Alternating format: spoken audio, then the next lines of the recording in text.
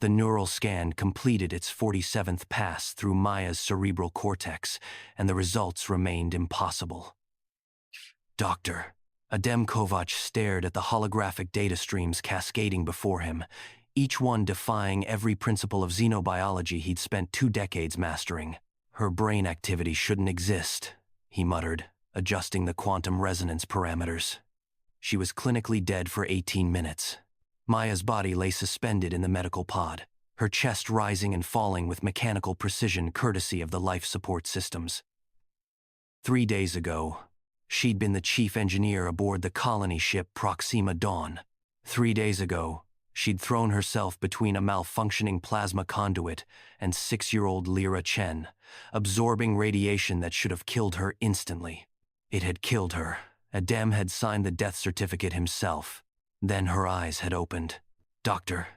The AI's voice echoed through the medical bay. Subject is experiencing REM activity. Neural patterns suggest consciousness. Adem's fingers flew across the haptic interface. That's impossible. I have her on enough sedatives to knock out a Centaurian dire bear. Nevertheless, brainwave activity indicates. Maya's eyes snapped open. They weren't brown anymore. They glowed with a faint bioluminescence that Adem had only seen in deep space organisms adapted to survive in the vacuum between stars. Maya, his voice cracked. Can you hear me? Her head turned toward him with fluid precision, too smooth, too controlled. When she spoke, her voice carried harmonic frequencies that made his teeth ache. I am Maya. I am also more. The restraints on the medical pod disengaged without anyone touching the controls. Maya sat up, and Adem noticed the skin on her arms shifting, rearranging itself at the cellular level. The radiation burns that had charred her flesh were gone, replaced by something that looked organic but functioned like adaptive armor. What happened to you? Adem backed toward the emergency panel, his hand hovering over the containment field activation. Maya's luminescent eyes fixed on him, and he saw something ancient swirling in their depths. The radiation from the plasma conduit wasn't just energy. It was a carrier wave. The architects left their legacy scattered throughout this sector, dormant genetic sequences waiting for the right catalyst. The architects? Adem's mind raced. The architects were theoretical, a precursor civilization that xenoarchaeologists argued about in academic journals. You're saying they infected you? Infected, enhanced, preserved. Maya stood, and her movements held a terrible grace. When I died protecting Lyra, my final synaptic burst matched the activation pattern they'd encoded into the ship's plasma systems millions of years ago. They were looking for something specific, someone willing to sacrifice themselves for another species young. The implications crashed through Adem's consciousness. You're a weapon. I'm a guardian. Maya's hand reached out, and her fingers elongated slightly, tips crystallizing into something between organic tissue and programmable matter. The architects created biological defense systems, designed to protect emerging civilizations from the threats they couldn't yet comprehend. I died human. I woke as humanity's shield. Alarms blared throughout the Proxima Dawn. The AI's voice cut through the chaos. Unknown vessels emerging from quantum slip space. Configuration matches Void Reaver attack patterns. Adem's blood turned to ice. The Void Reavers were the galaxy's nightmare, a parasitic hive mind that consumed entire worlds, leaving nothing but stripped rock behind. 3 colony ships had vanished in this sector over the past year. Maya's body began to change rapidly.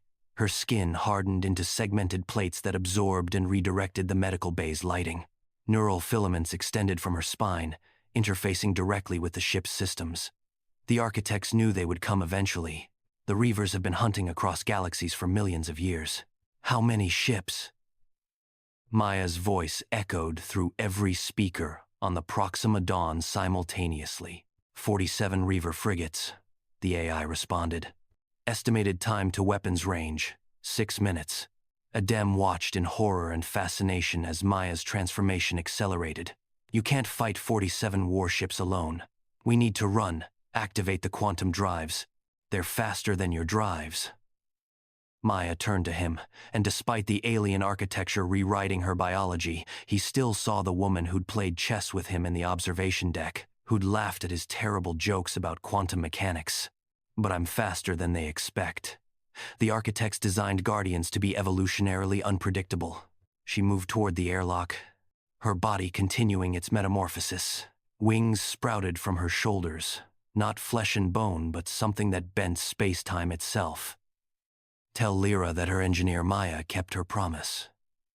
I said I'd always keep her safe. Wait. Adem grabbed her arm, felt the strange heat radiating from her transformed flesh. If you go out there, you'll die again. Maya smiled, and it was terrible and beautiful. I died once, protecting a child. I'll die 1,000 times if that's what it takes to protect them all. She leaned close, her voice returning to its human register for just a moment. But Adam, I don't plan on dying today. The airlock cycled open. Maya stepped into the void of space without a suit, without hesitation. Adem watched through the external cameras as she accelerated toward the Reaver fleet, her body leaving trails of exotic particles that the ship's sensors couldn't classify. The first Reaver frigate exploded in silence, its hull peeled apart by forces that violated conventional physics. Then the second, the third. Maya moved through the enemy formation like a living weapon system, each movement precisely calculated, each strike adapting to the Reaver's countermeasures in real time. She was death incarnate, wrapped in the gift the architects had buried in humanity's path.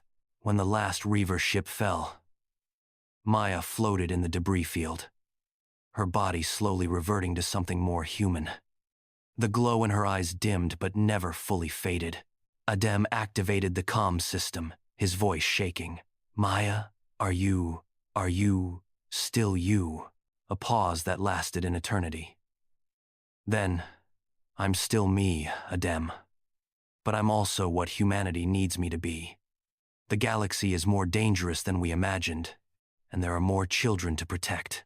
As the Proxima Dawn continued toward its destination, Adem understood that humanity's first step into the greater cosmos had awakened something ancient, something protective, something that wore Maya's face and carried her courage into the dark between stars.